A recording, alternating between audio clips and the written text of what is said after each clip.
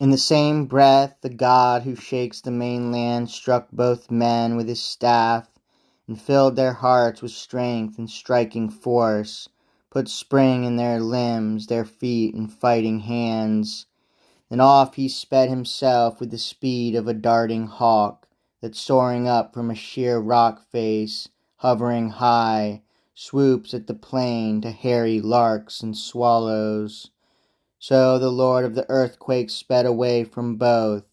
First of the two to know the god was rapid Ajax, Oileus' son, alerted Telamon's son at once. Ajax, since one of the gods who hold Olympus, a god in a prophet's shape, spurs us on to fight beside the ships, and I tell you he's not Calchas, seer of the gods who scans the flight of birds. The tracks in his wake, his stride as he sped away, I know him at once with ease, no mistaking the gods. And now, what's more, the courage inside my chest is racing faster for action, full frontal assault. Feet quiver beneath me, hands high for the onset. And Telamonian Ajax joined him, calling out.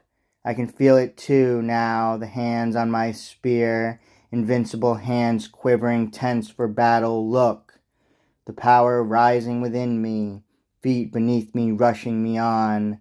I even long to meet this Hector in single combat, blaze as he does non-stop for bloody war. So they roused each other, exulting in the fire, the joy of battle, the god excited in their hearts. And he sped to the rear to stir more ranks of Argives, men refreshing their strength against the fast ships, dead on their feet from the slogging work of war. And anguish caught their hearts to see the Trojans, troops who had stormed their massive wall in force. They watched that assault, weeping freely now. They never thought they would fight free of death. But a light urging sent by the god of earthquakes rippled through their lines and whipped battalions on, spurring Teusa and Leitus first with bracing orders, then the fighting Peneleus, Thoas, and Deipyrus, Meriones and Antilochus, both strong with the war cry. Poseidon pressed them on with winging charges. Shame, you Argives, raw recruits, and I trusted in you, certain that if you fight you'll save our ships. But if you hang back from the grueling battle now, your day is dawned to be crushed by Trojans. What disgrace! A marvel right before my eyes, a terrible thing. And I never dreamed the war would come to this. The Trojans advancing all the way to our ships, men who up till now had panicked like deer, food in the woods for jackals, leopards, wolves. Helpless, racing for dear life, all fight gone. For months on end the Trojans would have no heart to stand and face the Argives' rage and bloody hands. Not for a moment. But now, quite exposed, far from Troy, they battle around our hollow ships, thanks to our leader's weakness, our army slacking off. Our men fight with him. They'd rather drop and die by our fast-trimmed ships than rise to their defense.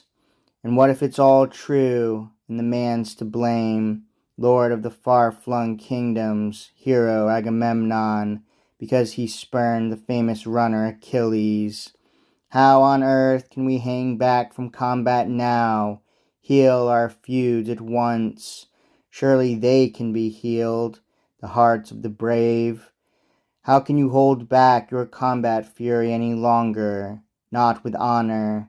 You, the finest men in all our ranks. Why, not even I would rail against that man, that worthless coward who cringes from the fighting.